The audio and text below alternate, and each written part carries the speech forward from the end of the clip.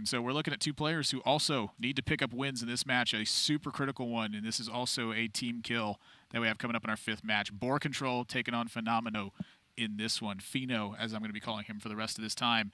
And this is a crucial match. We are looking at records that need to be turned around, and they need to be turned around quick. Yeah, Boar, I think you might be underselling Boar a little bit. He is sat at 2-2 right now, so he is comfortably, you know, mid-table in that division. So it's a must-win for one of these players, and it's Fino. Like, he needs to turn this around very, very rapidly. Boar can just about to afford to slip back into a negative record here and get away with it. And Fino, on the other hand, even though he is BlizzCon qualified already, like, does not want to end up going on this losing streak. The good news is that his name is as such that he can get as many losses as he wants, and the Fino something meme still works. Like, he can just be Fino 5, Fino 6, Fino 7. Like, the silver linings, right? Mean-spirited. Hey, I got you, friend. And churlish. That is my description of Sottle right now.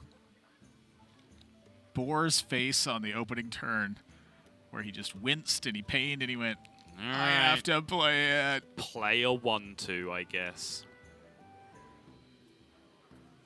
It's kind of like a Firefly. I wonder. Yeah, a real bad one. Yeah, when are you going to play that other 1-2 anyway? Quickly.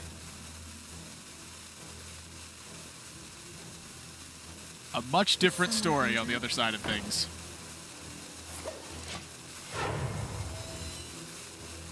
Hey, I got you, friend. Proper reaction. That looks like a nightmare.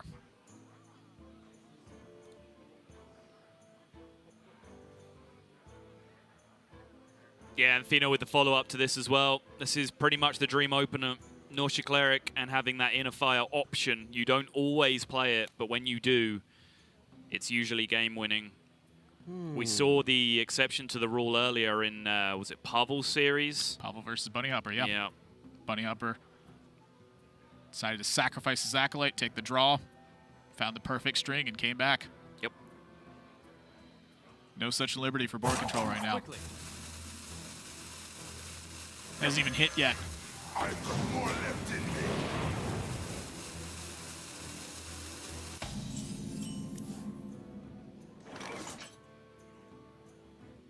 Do you ever?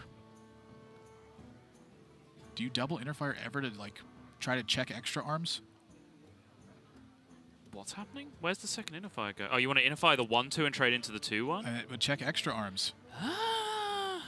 I don't think so. It's ambitious. I'll give you that. It's just a thought that occurred to my mind. Like, I really don't want the Northshire to go away. Right. Fino's not playing around 1-ofs. Don't be ridiculous. That's a big draw for Boar, though. That's certainly a way to get back into it. I mean, it's Northshire Cleric of all the minions, too, that's loaded up. Yep.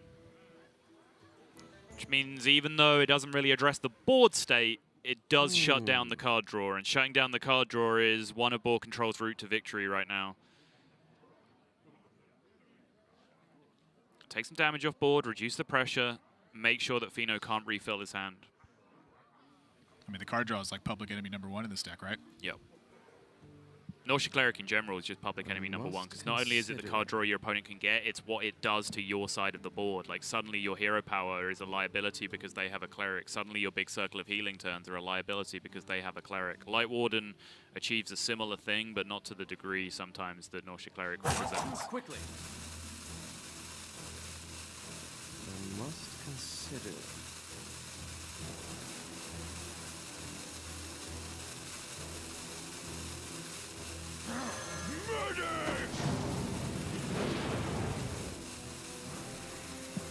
Oh, he's just sack your board.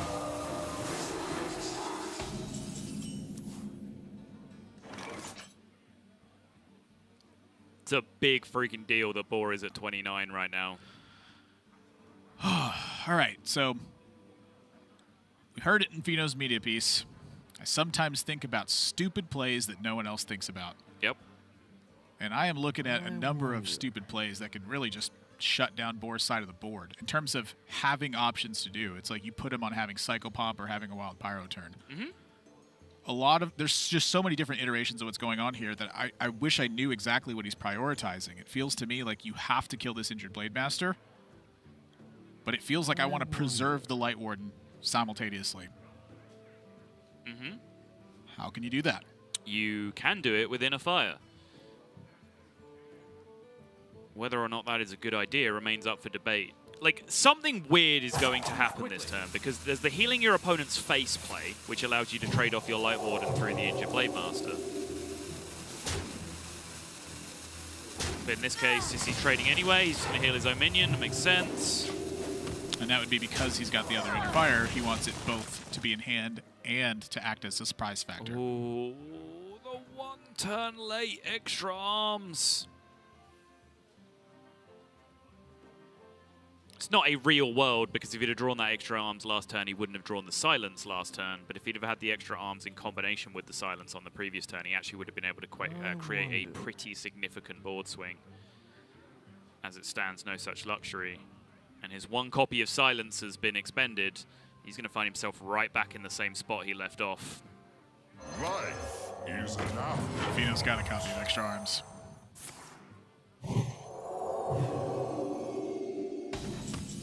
Board just desperate to have a minion stick to board so he can land this extra arms on the following turn. It was such a necessary Divine Spirit. It was, but it's going to get punished oh so hard. Oh, gosh. It's just... I feel for everybody who suffers this. It just hurts so bad.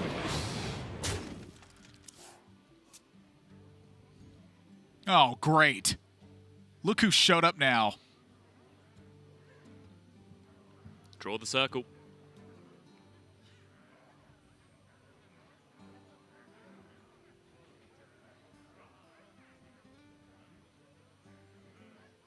Is someone injured?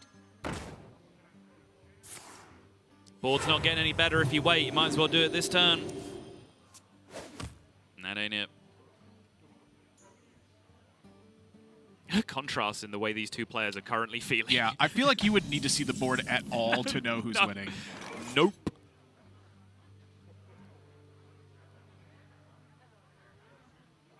Extra arms on a minion that he's going to use just to value trade over the cleric.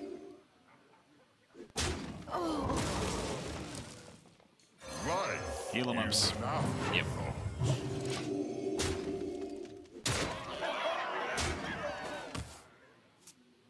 It's just a weird aggro deck.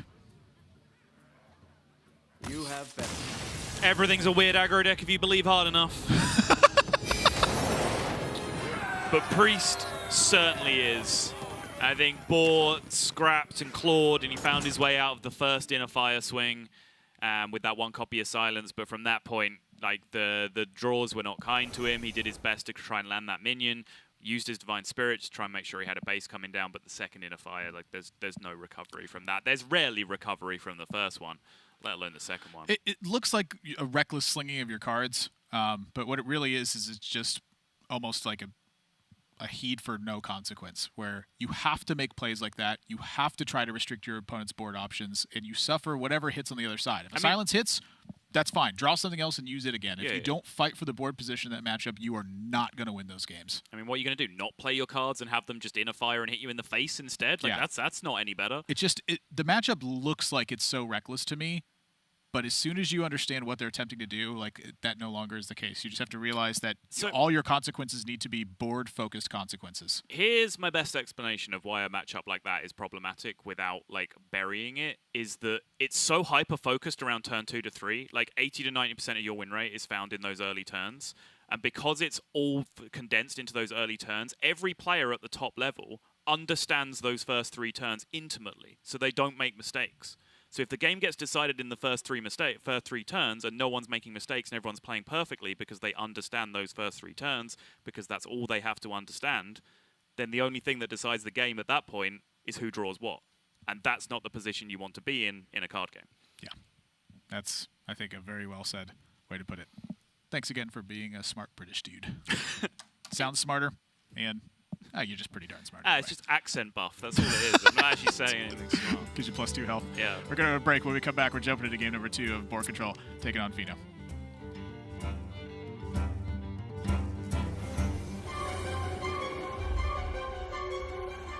Legends say powerful treasures are hidden everywhere here in Aldoom.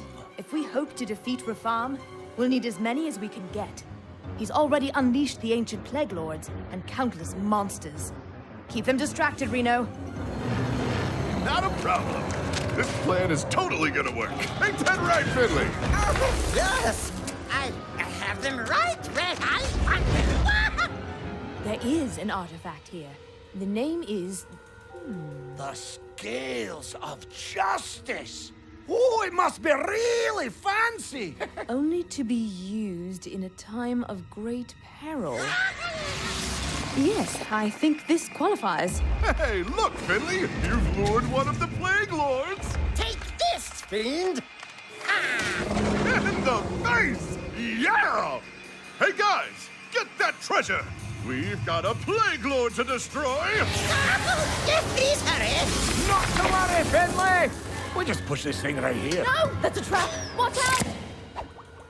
It's all good. I am totally tired. Gracious me! What we actually need to do is press this. And there.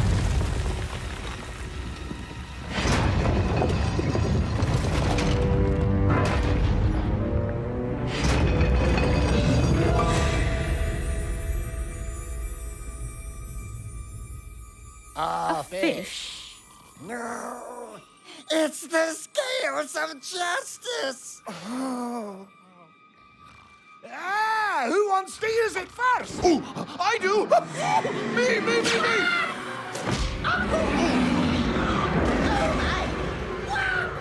On second thought, maybe give it to Finley? All you had to do was hold a rope. Here we go, blaming the tall, ruggedly handsome guy again.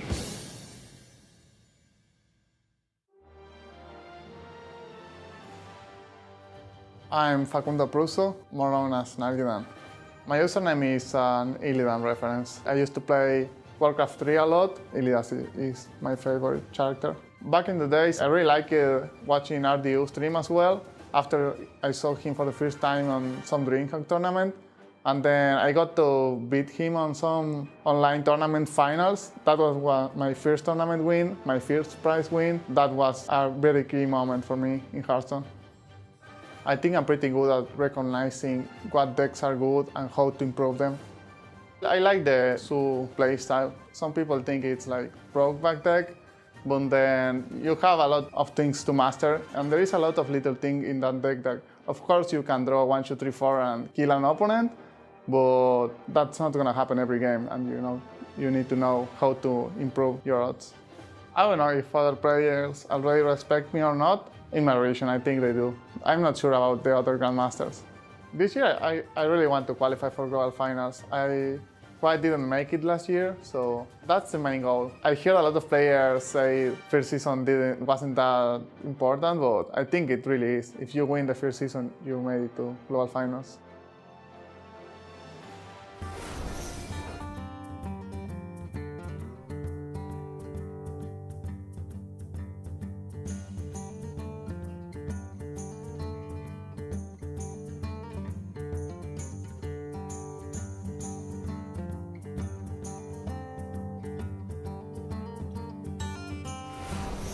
Match 5 of Hearthstone Grandmasters for the European region. I'm Nathan. That's Admirable Zamora, joined by Simon Sottle-Melch.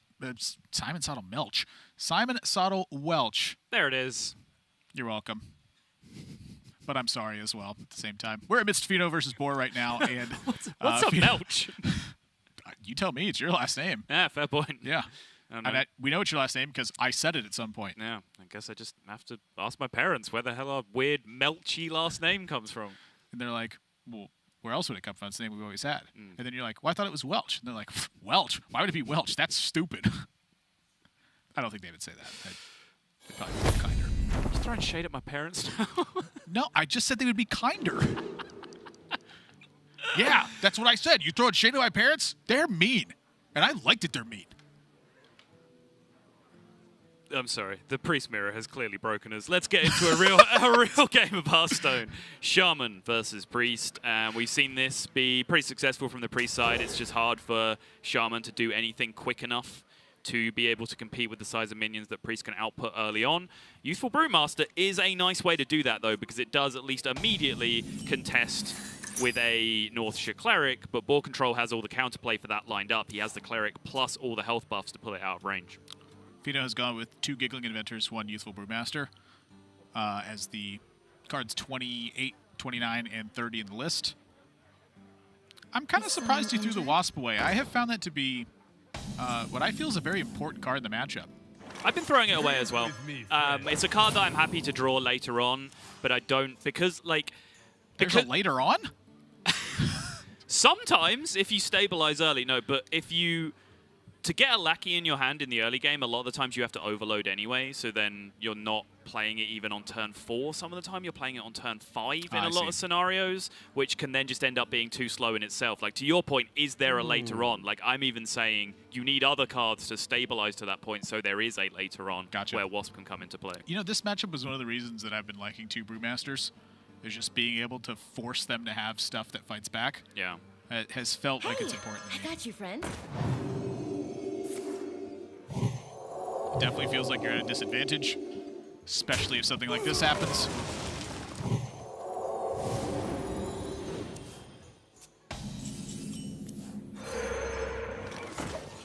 And from Fino's side, I think you're hoping Boar slips up. That's not an Ethereal Lackey.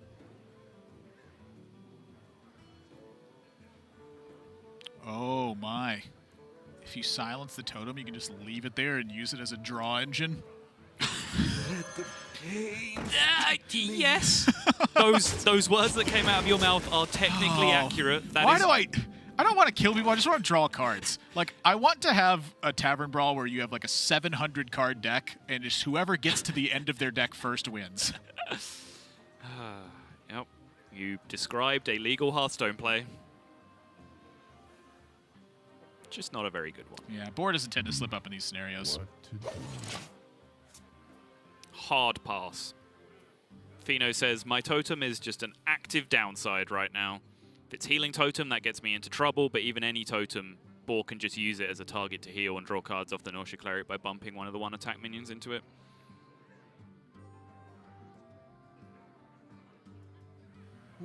Yeah, you're looking pretty specifically for Spell Lackey and something dramatic, or for Boar to slip up and you get the Mind Control tech. Yeah. Go out on a limb and say the Mind Control tech thing ain't happening. Yeah, playing a 4th minion would be a disaster here from Board's side. Just so much of his board front-loaded into one specific minion.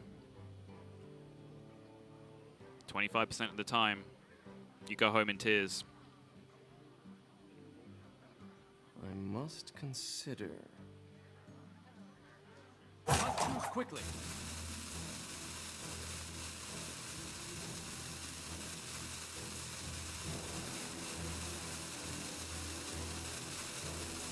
Just considering the mana efficiency of Divine Spirit now. I get it. I think for me, this just ends up as a deal 7, your turn. Boar says he disagrees.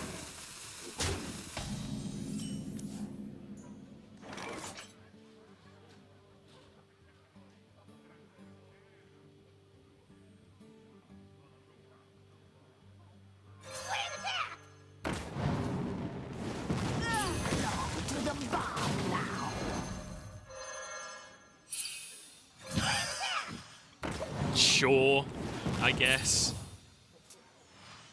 It's not the lackey. Not the lackey he wants to be bouncing though, particularly. He needs to be fishing for Earthshock outs, for Plague of Murloc outs.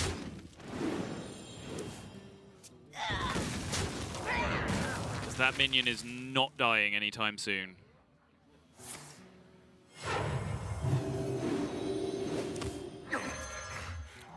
Draw 3.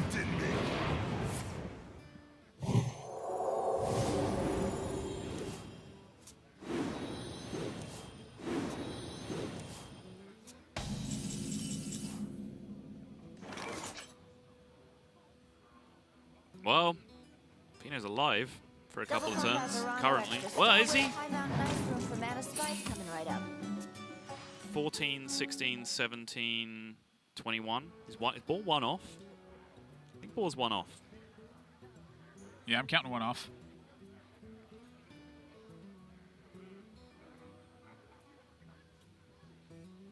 Draw a card. Maybe not one off. I wonder. That would make you 2 off, which means that power word shield. Beating sidekick. Can't. Just run the Acolyte in. Right. Okay. I think he's got about 730 different ways to win this game. I think the Acolyte gets run in anyway, because if you run the Acolyte in, you can then play a more threatening minion afterwards anyway without walking into to Light Warden. So I think that's just a thing you want to do this turn, regardless. So I feel like you start there and fish for lethal. In the light's name. Boar actually, okay, no, actually, this is smart. Boar's saying right now, Mind Control tech without your quest activated is not good enough. What I need is a bunch of attacks on the board to get through Giggling Inventor so I have lethal on the following turn. Yep. So forget about your Mind Control tech. The relevant card right now is Giggling Inventor. That's the card I'm going to try and beat. Because he's just dealing so much damage anyway. Yep. Let's find out if that's true. Oh! No, don't worry about that. No, don't worry about that.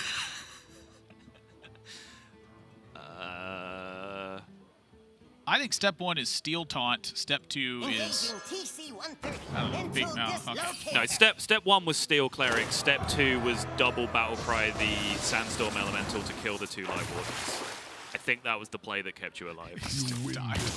Did he? Yeah, his extra arms in hand. Okay, yeah. To the hand he died, yeah. Just dead. That was a great setup at Boar at the end to recognize the Giggling Inventor Mind Control tech dynamic that was coming in there. Right. Yeah, it was a good spot. Like, I saw it after the fact because obviously we just kept saying Mind Control tech, Mind Control tech, Mind Control tech. Don't play a 4th minion. You can lose the game if you play a 4th minion. Boar recognized that that was no longer true that turn. Like, that turn, I can play 7 minions. Your Mind Control tech doesn't do anything. Your quest isn't done. The worry was that something I alluded to the turn before is like, well, Fino's alive for a couple of turns now because of these Giggling Inventors. Boar went, no, he's not. I'm smarter than that. I'm going to bust through that Giggling Inventor every time. Yep. Yeah. Good play. We said we wanted to see, this is what we wanted to see, right? We were disappointed yesterday. We wanted to see smart players making smart decisions. I think that's, for the most part, what we've been looking at today in Europe. He just always understands it. He just always finds that turn where he's like, no, you do all these things. And I'm like, you didn't do really much of anything up until this point. But that's BoarControl in a nutshell. He knows when to turn that corner and really put on the heat. And I just love to see it. And so now, Game 3 is going to be what's deciding things. And so you look over at BoarControl's side, Paladin's been banned away from both players. Priest is now out of contention, so BoarControl's on Quest Druid and Control Warrior, and he's facing off against Fino that has both Quest Druid and Quest Shaman available to him, however he wants to take it. My instinct... Boar has to play Druid, right? Pretty sure. Because he won with Priest? Well, I mean, his warrior will either go up against Quest Druid or Quest Shaman. That's a horrible matchup for him either way, so he's just locked in on... Oh, yeah, I just thought you were going to explain that point. Because, it's a different match. We reiterate the things that... I don't know, I just figured you were going to explain it. Jeez. No, you beat me up. Mr. Snipey over there. You called me stupid. When did I do that? It was hours ago, but... I mean, yeah, probably at some point I did. It definitely sounds like me. I'm not going to deny it. I guess technically I did most recently call you stupid, so touche.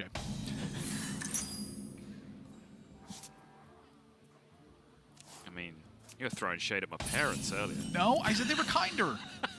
Of course it's the right way. It's not the narrative I'm pushing, all right? Yeah, I'll just lie instead. Yeah. That sounds way cooler.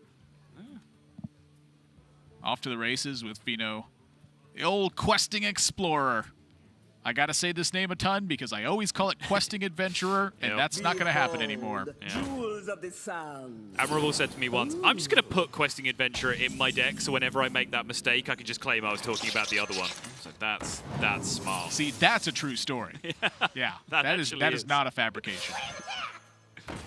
Boar, the never shy on reacting.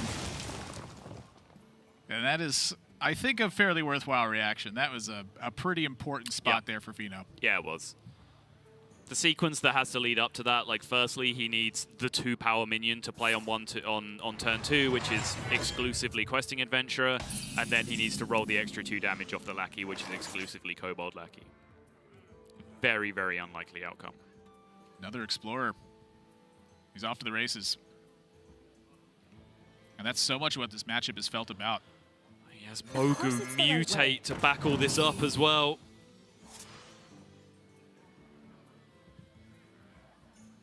Nah, ignore that part. I don't want to. No, just... I think it's important. Look away. I just feel like it's going to be Hyreek. Don't look. Fire, burn, and cauldron bubble. Ooh, that is problem. My new life's ambition is to get the... Is it Star Aligner? Is it Star Aligner? Is that the card? To actually get that to go off in Quest Shaman. Yeah. I'm just building a new deck today. Yeah. It's going to be purely focused on activate Quest Star Aligner. Mutate a bunch until I get a Star Aligner and then activate it. As it stands, Boar is in a really tough spot. Do you start cutting into the Elemental now? And if you do, what do you get punished by? Obviously, every single additional Evolve effect is going to have major impact. Yep. Rolling a Healing Totem can throw that off a bit. Wow. Imagine pressing hero power before your quest is completed as Quest Shaman. I mean, Boar feels desperate here in this spot. I'm looking at Crystal Merchant trying to just absorb a shot from something and to draw an extra card.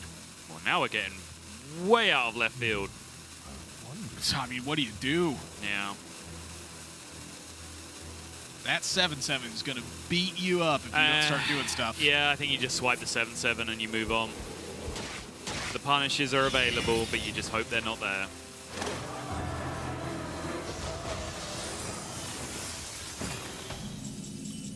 Because your hand is actually pretty powerful against this next turn. Nice turn to overload for Fino. Oh, the witchy Lackey. Boar! It is. No, it I'm is. sorry, Boar. Boar, it is. I'm going to break it to you now. It is exactly what you think it is. Okay, at least deal withable. It's not a 9/9. Yeah. It's deal withable. Now, I don't know if the rest of the game is, but that Udasta as a singular card is just a 7/7. Okay, it's deal withable. Great point. Hard to argue, as always, with Starfall! that analysis. Huge draw. That like cripples Fino's progress. It does. He does have Hero Power Novice Engineer next turn to reset, but in terms of plan A, you just end the game right here and now. That was the draw. What to do? Looks like Boar's going to take the full clear as well with the Innovate.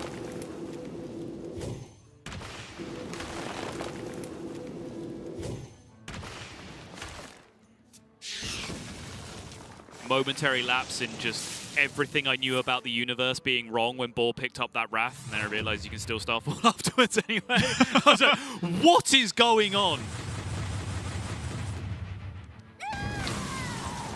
Just tanks like 15 the next turn. Yeah.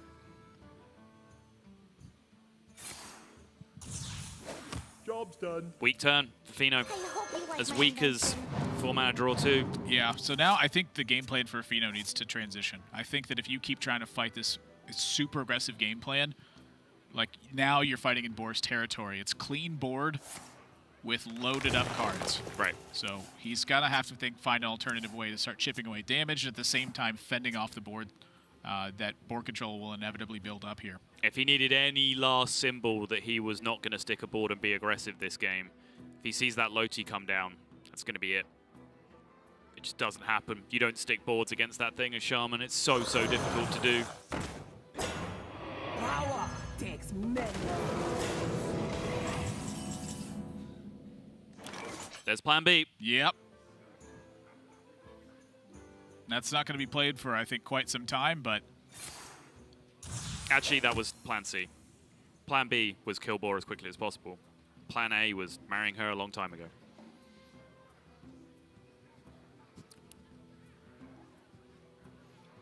Pretty much the day I met her.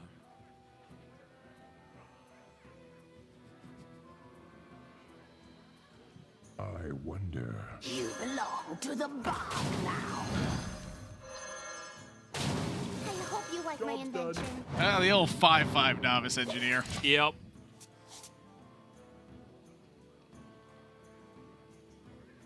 Fino starting to find some sandstorms as well. Let's help you fight back.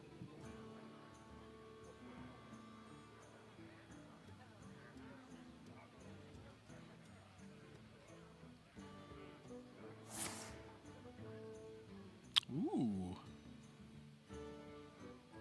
Any in particular of these you're oohing at? Mark of Nature. I'm trying to figure out how BoarControl can actually start to put meaningful pressure on the Fino. Opts for the Ancient Allure. I imagine life total is the account of that one then? Like if you saw a life drinker in the next couple turns, you perhaps start to worry about your life total? Just curve reasonings as well, like he didn't really have anything else he wanted to do with his mana this turn if he's just going to drop it right now.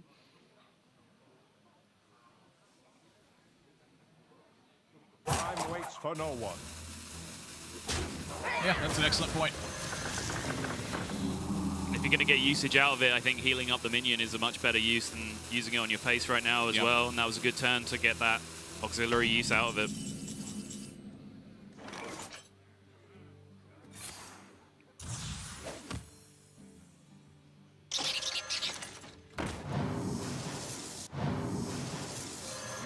That's the one you want when the game has reached this position. Gonna find those spells. Tough call. Very tough call. Yeah, I think I'm quite interested in Hagatha's scheme. Yeah, Fino is too. Yeah, I think that you sticking a board is like a pretty monstrous prospect at this point. Like I feel like you're gonna get picked apart at every single spot. 2 Giggling Inventors and a Shutterwalk in your hand. It's a lot of boards. For the record, I absolutely agree with the Hagatha scheme. I just cannot resist a good Devil's Advocate. I think it's a reasonable Devil's Advocate. That's what everyone wants to see.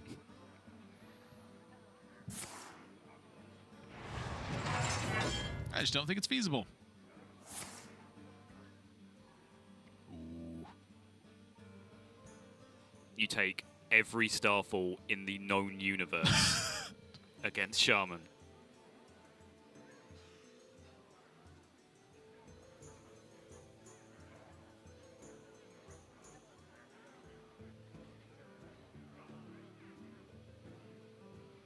Mind Control Tech is just so tempting. I wonder. It has to get better than this, though, right? I'm just looking at the Crystal Merchant as well. It also says draw a card because you'd have 1 mana left, which is also extremely tempting, but you gotta think about your own minion count. Yep. And I'm kind of looking at that the other way around, where I would say you are the one that's going to get to be really aggressive this game from this position. So the Shaman will need to Mind Control Tech you at some point to stay in the game, at which point your Mind Control Tech is much, much better than it was that turn to then Mind Control back the other way. Make the game plan simple. My important stuff stuck to the board, so that means blow up their stuff and go face. Rinse, repeat. Pushed the 4 with the low T as well.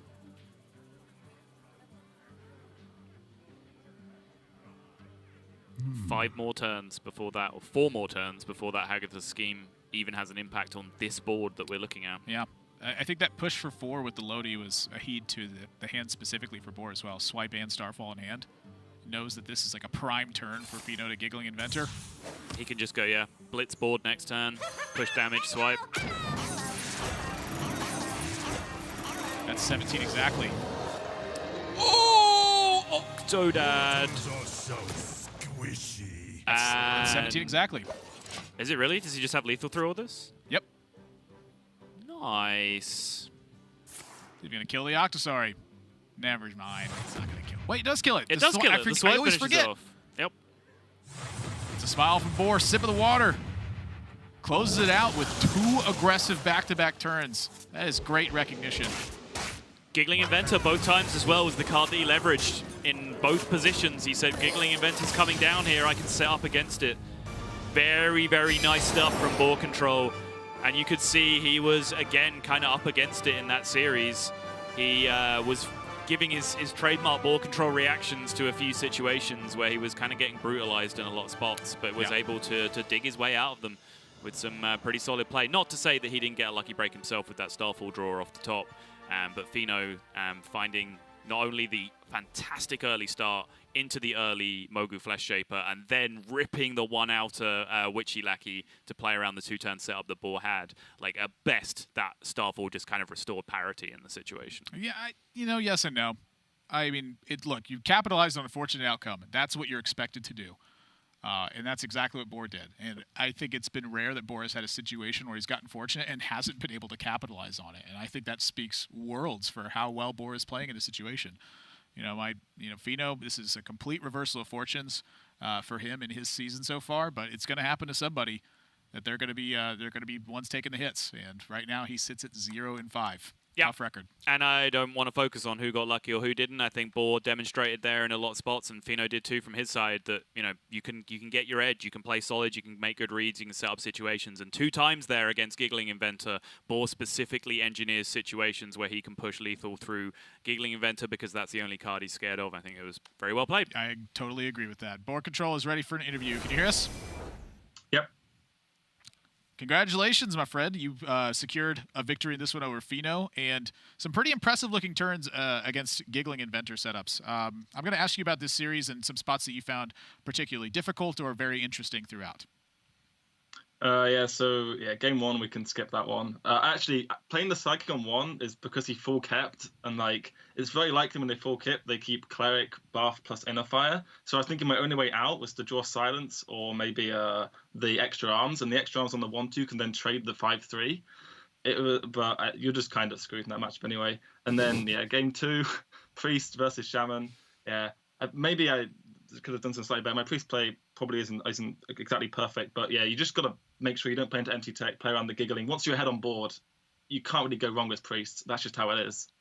And then, that last matchup, I was kind of thinking he might queue the Shaman. I tested that a lot. And without the Nomi, you can, the Shaman has so much value. And if they do the thing where they bounce the 2/2s and they can clear boards, you can't spread wide to push damage. So it's actually quite hard to push, because if you use clears early, they play Giggling. And then what you do against Giggling, you sort of just bump Divine Shields continuously. But I got quite fortunate. Picking up the extra Starfall was obviously insane. And then what I could do was show 2 Starfalls. He's like, well, he's not going to have 2 clears for Giggling, right? And then I can set up the lethal 2 swipe. It was a fairly fortunate setup for me there in the end. That matchup can go very long, and I've had games where I had to Pyroblast with Zephyrs to get reach for lethal. In the end, and almost got fatigued. Wow. We saw a fast pan out of that one. So I heard a rumor, Boar, that you are actually going to be doing some casting coming up pretty soon. Are you gonna finally put your money where your mouth is and show us how it's done after all the feedback you give us? Well, I've done plenty of casting in the past with WESG stuff, some ESL stuff. So yeah, local UK stuff doesn't count, Boar. We all know that. Come on. Yeah, I'll just try my best to correctly analyze the plays. Nice. Yeah, that's all casting is. Don't worry about it. Yeah. We'll see. I mean, feel free to give me feedback. I'll be very happy to hear it. It'll be at the Take TV Studios, the Battle Rift Finals. I'm very excited for it as well. Should be fun. There you go. That you were supposed to get the plug in. I was waiting. I was slow on that one. So first point of feedback. Weak has to work there already. Yeah, damn. I'm gonna let you keep going because you guys are on fire right now. To put me on the spot like that, geez. So Pick and Banface, both Holy Wrath Paladins got banned. Was that expected outcome when you were going into it? Well, it's a bit tricky this series because I have this warrior deck which kind of doesn't really do much apart from it's good against priests and it's good against Holy Wrath Paladin. So it's a bit awkward. If he thinks I won't ban his Holy Wrath Paladin, then he should maybe ban my warrior, because then my warrior has 2 fables, right? It has priest and paladin. But if I think he bans my warrior, then maybe I ban his paladin. And then it goes into even the Q phase. Like, will Boar even Q his warrior? If there's a possibility, he can Q it into shaman or druid, which are incredibly bad matchups, right? And then it all comes down to the mind games, right? And I figured if you ban my paladin, I ban his paladin, it's fine. We end up just playing mirrors, basically, in the end. That's the worst case scenario. And that's really basically what happened. We just queued 50s. Whoever loses the Priest Mirror in the current format isn't really that disadvantaged because they queue a 65 next anyway most of the time. So it's kind of ends up fine for me. There was no scenario where I feel particularly disadvantaged, so I kind of took the safe line here. So, sorry, I'm just keep going. totally carrying this interview now. I've heard you say on stream several times things along the lines of, like, if I were to get relegated from Grandmasters this season, like, depending on what the format is next year, like, I potentially wouldn't be playing Hearthstone in 2020. So, like, we've heard a lot of players talk about how big relegation is for them. How good does it feel for you now to be, like, positive record early on in the league after a slow start again? I don't really factor the score into it. As long as I'm playing well, that's all that really matters to me. If I play well enough over the games, hopefully I'll make it. I mean, you can play well in this group and still get relegated. That's the scary part about it. So I'm just going to try my best each game. If you focus too much on your score and the results, things can get to you mentally. So I try and put that to one side and just focus on the game, although that is definitely difficult. Yeah, I think it definitely is. The stress has been clearly real for a number of players, and I think that's the message that I've been trying to work on to get out there, and you said it wonderfully. You can play well in this division and still get relegated. BoarControl, congratulations on your victory, and I'm looking forward to seeing you play tomorrow. We'll play, Bob. Thank you.